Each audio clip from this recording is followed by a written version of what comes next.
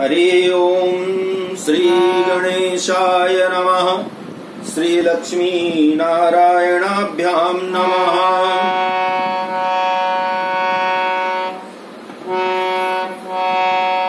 हमारे एक मित्र थे देवी दीन पंडित जी, तो ये एक भजन मैं गा रहा हूँ। ये मैं और वो हम दोनों जन साथ में गाया करते थे और बड़ा सुंदर लगता था जब वो साथ में गाते थे। आज उनके, अब तो वो इस संसार में नहीं है, तो उनके जाने मैं कभी ये भजन गाता नहीं। आज ऐसा मनाया कि आज अकेले में ये भजन गाता हूँ, शायद हो जाए गाने को। मेरे मालिक की दुकान में सब लोगों का खाता, मेरे मालिक की दुकान में सब लोगों का खाता। जो कोई जैसा कर्म करेगा वैसा ही फल पाता। मेरे मालिक की दुकान में सब लोगों का खाता, मेरे मालिक की दुकान में सब लोगों का खाता। क्या साधु क्या संत महात्मा, क्या राजा क्या रानी, क्या साधु क्या संत महात्मा, क्या राजा क्या रानी। प्रभु की पुस्तक में लिखी है सबकी कर्म कहानी। प्रभु की पुस्तक में लिखी है सबकी कर्म कहानी। वो ही सबके लेन देन का, वो ही सबके लेन देन का सही हिसाब चुकाता। मेरे मालिक की दुकान में सब लोगों का खाता। करता वो इंसाफ सभी का, ऊंचे आसन डट के। करता वो इंसाफ सभी का, ऊंचे आसन डट के। उसका फैसला कभी न बदले, लाख कोई सर पट के। उसका फैसला कभी न बदले, लाख कोई सर पट के। धर्म का बेड़ा पार करे वो, धर्म का बेड़ा पार करे वो, पाप की नाव डुबोता। मेरे मालिक की दुकान में सब लोगों का खाता। मेरे मालिक की सब लोगों का खाता। बड़े बड़े कानून प्रभु के, बड़ी बड़ी मर्यादा। बड़े बड़े कानून प्रभु के, बड़ी बड़ी मर्यादा। किसी को कौड़ी कम नहीं देता, किसी को दमड़ी ज्यादा। किसी को कौड़ी कम नहीं देता, किसी को दमड़ी ज्यादा।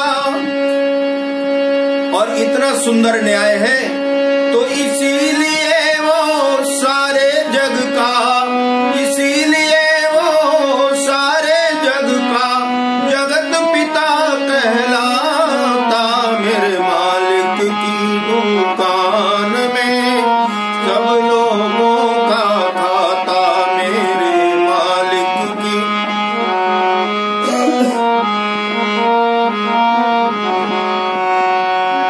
चले नहीं उसके घर रिश्वत, चले नहीं चालाकी। चले नहीं उसके घर रिश्वत, चले नहीं चालाकी। उसकी लेन देन की भैया रीत बड़ी है बाकी। उसके लेन देन की भैया रीत बड़ी है बाकी। समझदार तो चुप रह जाता। ये वाक्य किसके लिए है? इस संसार के लिए। संसार में आए, बुरा हुआ तो लगे भगवान को कोसने, पता नहीं भगवान हमारे साथ ऐसा क्यों कर रहा है। उसी के लिए ये लाइन है कि समझदार तो चुप रह जाता, मूर्ख शोर मचाता।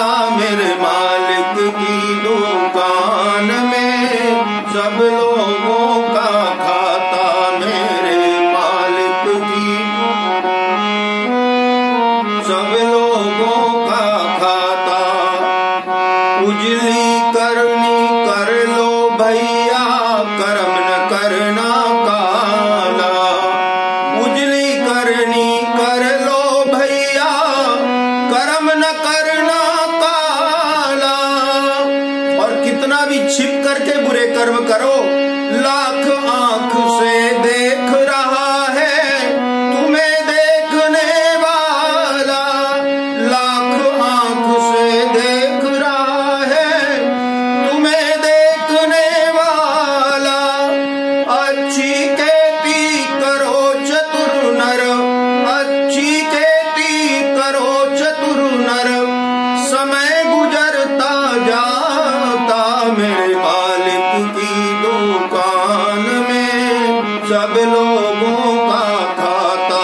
मेरे मालिक की सब लोगों का खाता। जैसा जो भी कर्म करेगा, जैसा जो भी कर्म करेगा, वैसा ही फल पाता। मेरे मालिक की दुकान में सब लोगों का खाता। मेरे मालिक की दुकान में सब लोगों का खाता। श्री गणेशाय नमः। वक्रतुंड महाकाय सूर्यकोटि समप्रभ। निर्विघ्नं कुरु मे देव, सर्वकार्येषु सर्वदा। गुरुर्ब्रह्मा गुरुर्विष्णु गुरुर्देवो महेश्वरः। गुरु साक्षात् परब्रह्म, तस्मै श्री गुरवे नमः। बरहपीडं नटवरवपुः कर्णयो कर्णिकारं। बिभ्रद्वासा कनककपिशं वैजयन्तीं च मालाम्। रन्ध्रान् वेणोरधरसुधया पूरयन् गोपवृन्दैः। वृन्दारण्यं स्वपदरमणं प्राविशत् गीतकीर्तिः। बोलिए श्री पुरुषोत्तम भगवान की जय। श्री बांके बिहारी लाल की जय। कृष्ण कन्हैया लाल की जय। हरे परमात्मने नमः। ओम नमो भगवते वासुदेवाय। आज भगवत कृपा से 17वें दिवस में हम लोग बड़े आनंद से ठाकुर जी के, पुरुषोत्तम भगवान के इन सुंदर चरित्रों को श्रवण कर रहे हैं सब लोग। और ये कथा नैमिषारण्य नाम के पवित्र तीर्थ स्थल में सूत जी महाराज बड़े बड़े योगी ऋषियों और शौनक आदि ऋषियों के समक्ष गान कर रहे हैं। उसी कथा का हम लोग भी गान कर रहे हैं मिलकर के, क्योंकि भगवान की आराधना ज्ञानवान होने की जरूरत नहीं है, केवल भाव के सहित समर्पण भाव के साथ भगवान के सुंदर चरित्रों का गान करना ही भगवान की अनन्य भक्ति है। न इसमें कोई शास्त्र की जरूरत है, न पुराण की जरूरत है, केवल समर्पण की अनन्य भाव से। अनन्य का मतलब होता है उस प्रभु के अतिरिक्त और कोई भी नहीं। अनन्य का मतलब यही होता है। अनन्य भाव मतलब भगवान के अलावा और कोई नहीं। तो अनन्य भाव से अगर प्रभु में अपने को ही समर्पित कर दिया तो फिर बचा क्या? न ज्ञान की जरूरत है, न वैराग्य की जरूरत है, क्योंकि गोपियों ने और किया क्या था? गोपियों ने यही एक काम किया था, अनन्य भाव से भगवान की हो गई थी। और ये अनन्य भाव भगवान का जब आ जाए, मन में आ जाए भगवान के प्रति, तो समझिए उद्धार हो गया। फिर तो कोई संशय की बात ही नहीं। तो आज हम लोग 17वें दिवस के महात्म्य का श्रवण करें। नारद जी पांडवों के समक्ष गान कर रहे हैं और इधर नारद जी ने कथा किससे सुनी थी? भगवान नारायण से। ये कथा हम लोग जो श्रवण कर रहे हैं, अभी का प्रसंग दृढ़ धन्वा राजा को वाल्मीकि ऋषि सुना रहे हैं।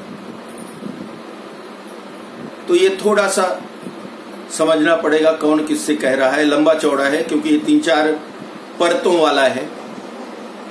नारद जी को सुनाया भगवान नारायण ने। वाल्मीकि ऋषि पधारे हैं दृढ़ धन्वा के यहाँ, तो राजा को बता रहे हैं कि तुम्हारे पूर्व जन्म का क्या दोष है जिसके कारण संतान नहीं है। इधर भगवान मिलने के लिए गए हुए हैं पांडवों से, तो भगवान पांडवों को सुना रहे हैं। यहाँ सूत जी महाराज सौनक आदि ऋषियों को सुना रहा है और यहाँ हम आप सारी संगत सुन रहे हैं। तो ये ठाकुर जी की लीला है, अनंत है। अनंत इसीलिए तो है, कौन किसको, वो उसको सुना रहे, वो उसको सुना रहे, वो उसको सुना रहे, अनंत है। 1 2 नहीं, 4 नहीं। नारद जी कहते हैं कि हे कृपा के सिंधु, भगवान से प्रश्न करते हैं, राजा दृढ़ धन्वा को जागृत अवस्था प्राप्त हुई, उसके आगे क्या हुआ कृपा करके कहिए। भगवान नारायण कहते हैं कि अपने पूर्व जन्म के चरित्र को सुनने से आश्चर्य युक्त राजा दृढ़धन्वा ने वाल्मीकि जी को प्रणाम किया है। क्योंकि राजा दृढ़धन्वा का ये पूर्व चरित्र है। सुदेव ब्राह्मण, गौतमी ब्राह्मणी उनकी पत्नी, ये दृढ़धन्वा का ही चरित्र है। तो राजा दृढ़धन्वा ने वाल्मीकि जी को प्रणाम किया और कहते हैं प्रभु अब आगे बताइए क्या हुआ। पुत्र तो हुआ, लेकिन उसके आगे क्या हुआ। वाल्मीकि जी कहते हैं कि हे राजन, अब तुम्हारे पूर्व जन्म में चलते हैं। महाराज ब्राह्मण सुदेव जो है, सुदेव शर्मा जी, इस तरह स्त्री के मुख से शीतल वाणी को श्रवण करके, और सुदेव शर्मा जब पत्नी ने समझाया महाराज इसमें चिंता करने की क्या बात है, भाग्य है, जो भाग्य में लिखा है उसको स्वीकार करना चाहिए। अरे रो के करो चाहे हंस के करो, जो लिखा है वो तो भोगना है। तो जब भोगना ही है तो रो रो के भोगे, उससे अच्छा उसको स्वीकार करके भोगे, दुख कम होगा। अगर घर से पहले मैसेज मिल जाए ना कि आज घर में रोटी नहीं बनी है, तो पति देव आएंगे तो चिंता नहीं करेंगे। आज तो उनको पता ही है नहीं बनी, ज्यादा होगा कुछ और नमकीन उमकीन मिलेगी, खा पी के पानी पी लेंगे। और पता ना हो भूखे ऑफिस से फैक्ट्री से घर पहुंचे और पत्नी जी बोल दें कि जी आज ते रोटी नहीं बनी, तो फिर महाराज घर का वजन चाहे जितना हो सारा सिर में उठा लेंगे। तो दुख भी ऐसे ही होता है। अगर विपत्ति को, दुख को, कष्ट को स्वीकार कर ले तो कोई ना कोई रास्ता भी निकल आता है और वो सहनीय हो जाता है। लेकिन अगर उस दुख को, कष्ट को स्वीकार ना किया जाए तो वही असहनीय बन जाता है। पत्नी ने महाराज सुदेव को समझाया और भगवान का चिंतन करते हुए दीर्घ श्वास लेकर के, और सुदेव ब्राह्मण जो होने वाला है वही होगा, ये मन में निश्चय करके और पुष्प, समिधा, समिधा मतलब होता है हवन की जो लकड़ी होती है उसको समिधा कहते हैं। तो पुष्प और समिधा आदि लेने के लिए सुदेव ब्राह्मण जंगल में, वन में चले जाते हैं। इस प्रकार प्रतिदिन का नियम था। वो बात को भूल गए थे कि पुत्र 12 साल की आयु है या पुत्र को क्या होगा क्या नहीं होगा, वो सब भूल करके सुदेव जो पंडित जी हैं, ब्राह्मण हैं, उनका नियम था वन में जाना, वहां से पुष्प और समिधा इत्यादि ला करके पत्नी के सहित यज्ञ करना। किसी दिन समिधा, कुछ फल पुष्प आदि के लेने के लिए वन को चले जाते। वहां जाकर के सुदेव शर्मा मन से हरि भगवान के चरण कमलों को ध्यान करने लगे। और आज ब्राह्मण देवता जो हैं गए तो फूल आदि लेने के लिए वन में हैं, लेकिन भगवान का इतना चिंतन करते थे कि आज वहीं फूल तोड़ा, एक वृक्ष के नीचे बैठ गए, नेत्र बंद हो गए और भगवान का ध्यान करने लगे, भगवान का स्मरण करने लगे, भूल गए कि घर भी जाना है। और उसी दिन सुदेव ब्राह्मण का जो पुत्र है जिसका नाम है शुकदेव, वो शुकदेव बालक अपने मित्रों के साथ एक बावड़ी में खेलने के लिए गए। बावड़ी में प्रवेश करके अपने उम्र के बच्चों के साथ क्रीड़ा करने लगे, पानी भर भर के एक दूसरे के ऊपर पानी उछालने लगे। गर्मी के ऋतु में बार बार जल में खेलता हुआ बड़ा प्रसन्न है आज शुकदेव, महाराज सुदेव का पुत्र। इस तरह प्रेम मग्न सब बालकों से खेल करते हुए और अथाह जल में वो बालक पहुंच गया शुकदेव। लेकिन अथाह जल में भी पहुंच करके मन में विचार करने लगा कि मैं डूबने का बहाना करूं, देखूं मेरे मित्र मुझे बचाते हैं कि नहीं। तो श्वास रोक करके और वो शुकदेव जल में डूबा और तैरना तो आता नहीं था, अथाह जल था, डूब गया, ऊपर निकला ही नहीं। अंदर ही श्वास रोके रोके ही प्राण चले गए। अब जब बालक वो पानी से नहीं निकला शुकदेव, तो जितने भी मित्र बालक थे वो सारे घबरा गए और वहां से रोते चिल्लाते हुए, हाहाकार करते हुए बड़े जोर से दौड़े। और अत्यंत शोक से ग्रस्त हुए बालक माता, शुकदेव की माता गौतमी से जाकर के सारा वृत्तांत बताया। उन बालकों के अप्रिय वज्रपात जैसे शब्दों को सुन करके और पुत्र के प्रेम में मग्न हुए गौतमी तुरंत ही मूर्छित होकर के वहीं पृथ्वी में गिर पड़ी जब अपने पुत्र के मृत्यु का समाचार सुनाया। और उसी समय वन से सुदेव ब्राह्मण आ गए।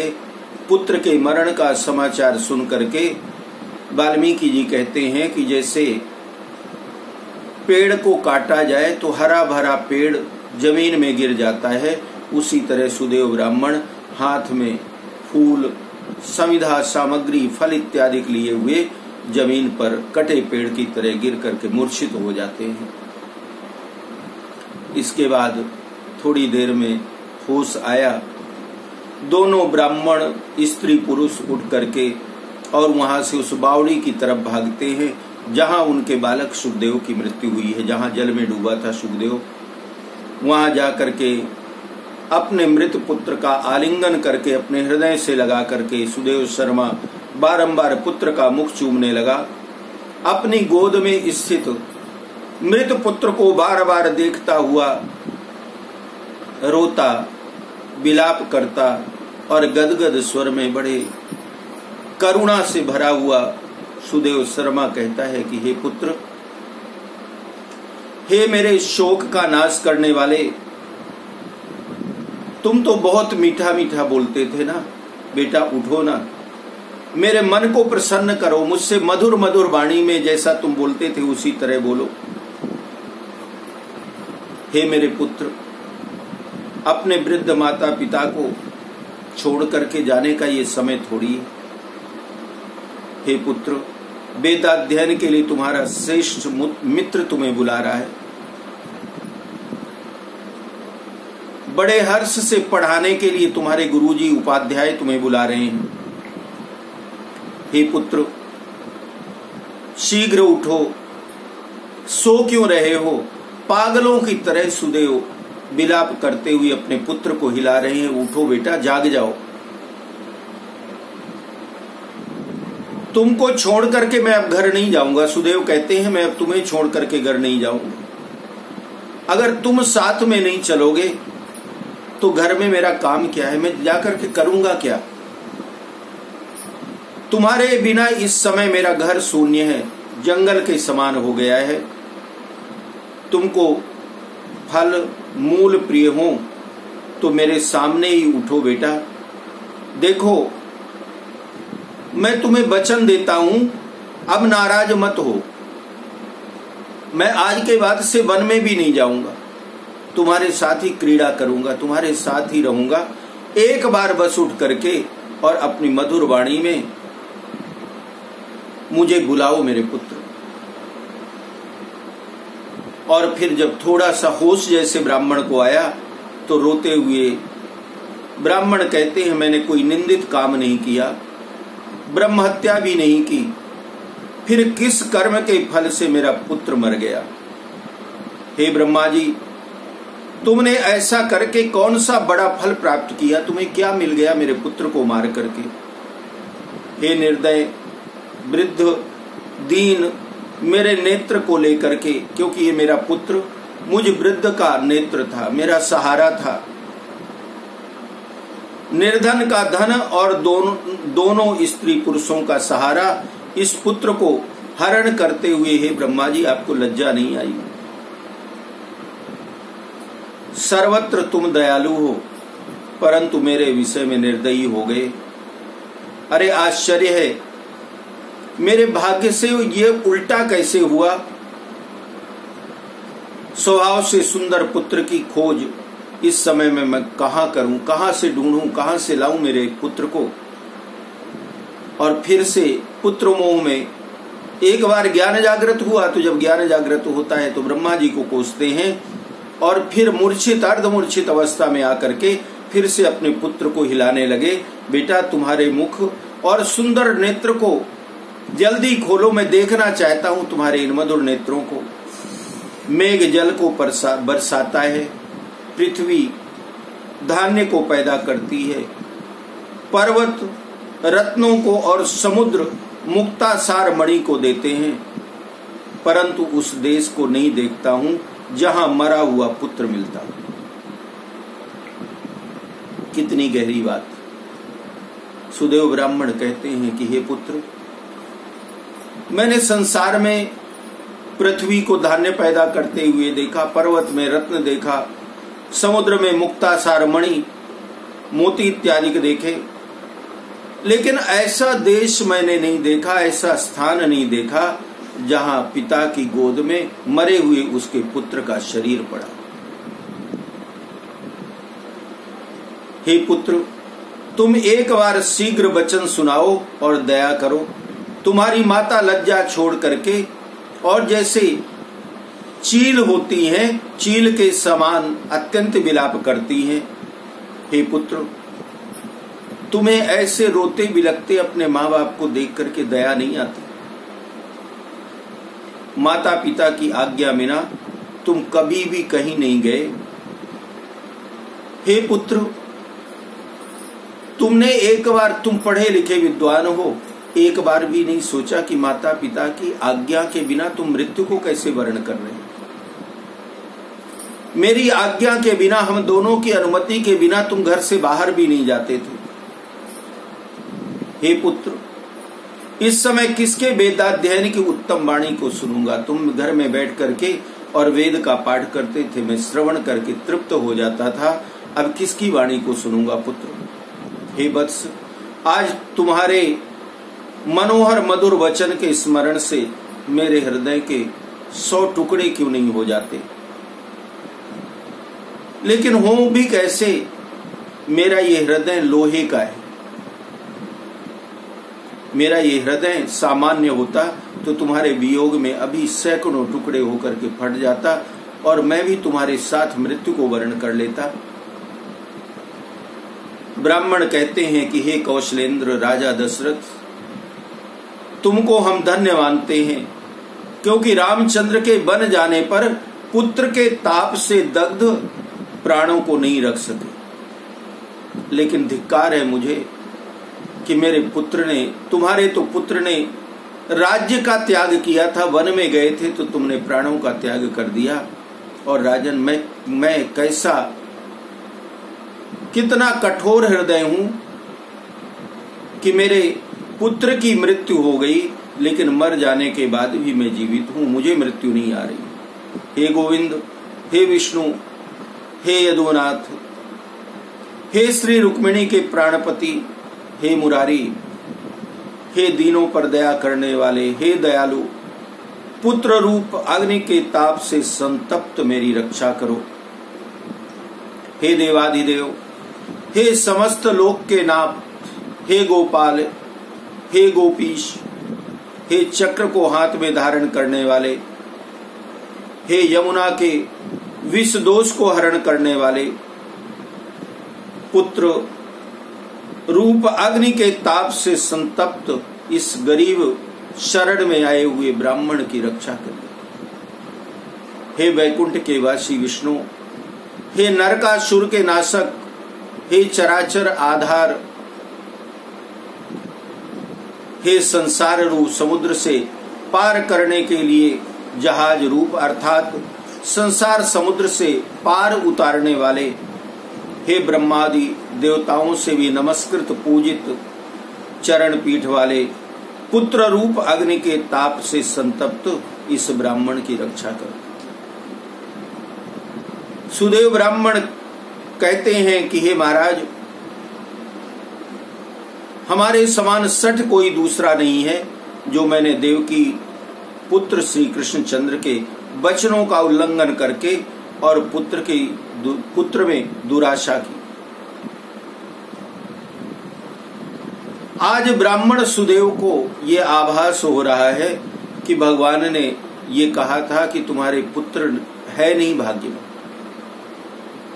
और अगर पुत्र प्राप्त करोगे तो गरुड़ जी ने कहा था कि पुत्र तो प्राप्त होगा, लेकिन सुख के से अधिक दुख भी भोगना पड़ेगा।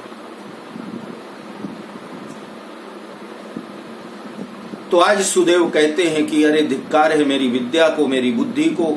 अरे कौन अभागा पुरुष है, मेरा वो दुख कम था, मैं निपुत्री का दुख भोग लेता, लेकिन आज पुत्र का मुख देख करके, पुत्र के मृत्यु के बाद उसके वियोग में कैसे जीवित रहूंगा। अब तो मैंने तो पुत्र की कामना की थी कि मेरी गति सुधर जाएगी, मेरे पुत्र हो जाएगा, लेकिन अब गति क्या सुधरनी है, अब तो मेरी गति और बिगड़ेगी, क्योंकि पुत्र के मोह में तड़प तड़प करके मैं अपने प्राणों का परित्याग कर दूंगा। हे नारायण, आप तो मायापति हैं। जब मैं कुचेष्टा कर रहा था पुत्र प्राप्त होने की, तो आप तो जानते थे ना मेरे भाग्य में पुत्र नहीं है, पुत्र का सुख नहीं है। तो हे प्रभु, अपनी माया में वश में करके, और उस समय आपने मेरी मति को क्यों नहीं बदल दिया कि मैं पुत्र मांगने की बजाय कुछ और मांगता। महाराज, आपने कुंभकर्ण की मति बदल दी थी, तो कुंभकर्ण ने मांगना तो कुछ और था, मांग लिया था 6 महीने की नींद। तो महाराज, जब आप मति बदल सकते थे, तो जब मैं वरदान मांग रहा था कि मुझे पुत्र प्राप्त हो जाए, और आपको पता था मेरे भाग्य में पुत्र नहीं है, भाग्य से अधिक प्राप्त करने की चेष्टा करूंगा तो दुख होगा, तो प्रभु उस समय मैं तो आपका भक्त हूं, अनन्य भक्त, मैंने तप किया है, आराधना की है, उसके परिणाम स्वरूप आप मुझे इतना तो मति भ्रम कर सकते थे कि मैं पुत्र मांगता ही। निपुत्री मेरी जो गति होनी होती, लेकिन हे परमेश्वर, आपने मेरी माया के द्वारा मति भ्रम भी नहीं किया। कौन अभागा पुरुष भाग्य में न रहने वाली वस्तु को प्राप्त कर सकता है, अर्थात जो भाग्य में नहीं है वो कोई भी प्राप्त नहीं कर सकता। प्राप्त करने की चेष्टा भी करेगा तो केवल दुख की प्राप्ति होगी। हरि ओम। श्री बृहन्नारदीय पुराणे पुरुषोत्तम मास महात्म्य सप्तदशोस्तवः। बोलिए श्री पुरुषोत्तम भगवान की जय। श्री बांके बिहारी लाल की जय। कृष्ण कन्हैया लाल की जय।